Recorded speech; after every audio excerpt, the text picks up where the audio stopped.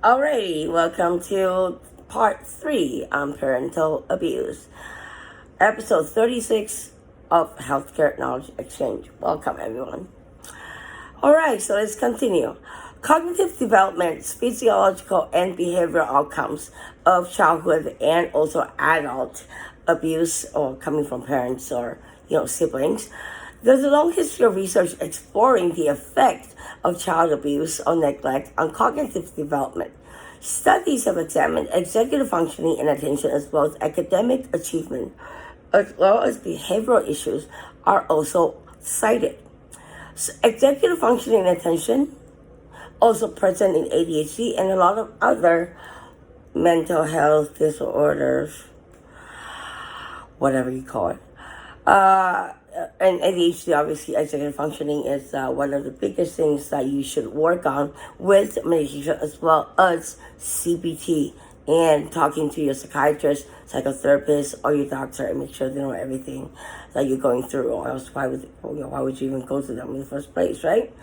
So, executive functioning refers to a higher order cognitive processes that aid in the monitoring and control of emotions and behaviors.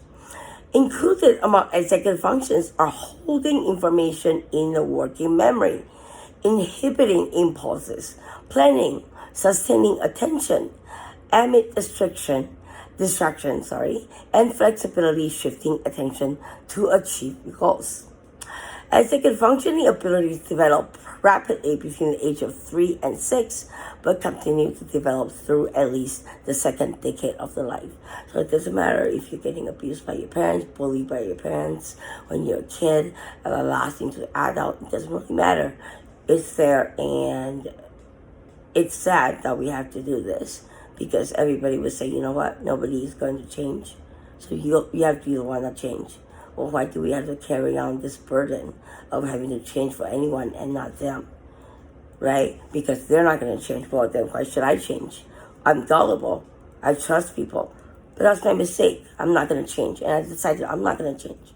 So, children who experience abuse and neglect appear to be especially at risk for the deficits in executive functioning, which have implications for behavioral regulation. Extreme neglect, as seen in institutional care, has been related to executive functioning in a number of studies conducted by the Early Intervention Project team.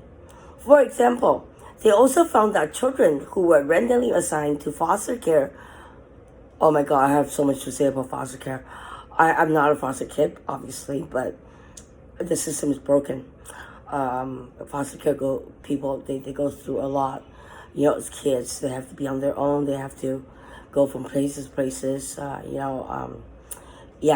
a big problem, with the social development of every single country, with fostering kids. So, why don't we just adopt? People who are watching this video, adopt, please. All right. So, assessment of executive functioning were conducted when children were 8 years old. Similar findings among comparably,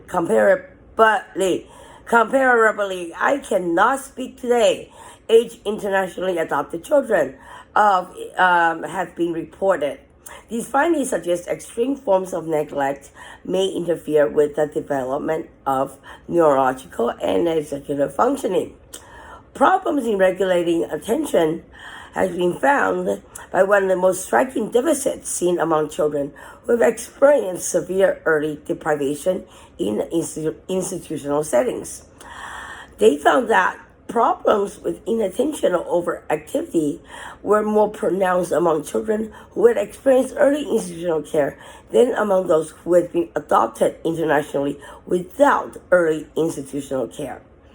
They also found that many children who had been adopted following institutional care showed problems with inattention or overactivity. And that's the reason why there could be misdiagnosis of people that has ADHD.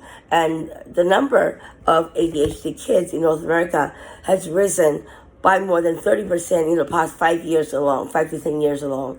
And that's a huge number, same as Asians. And you know what?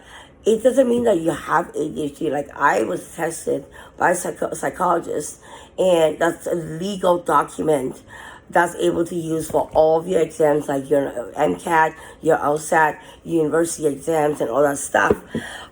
So I know that I have ADHD, and I support people really only when they are proven to have ADHD and not faking it. Anyways, all right. So let's finish.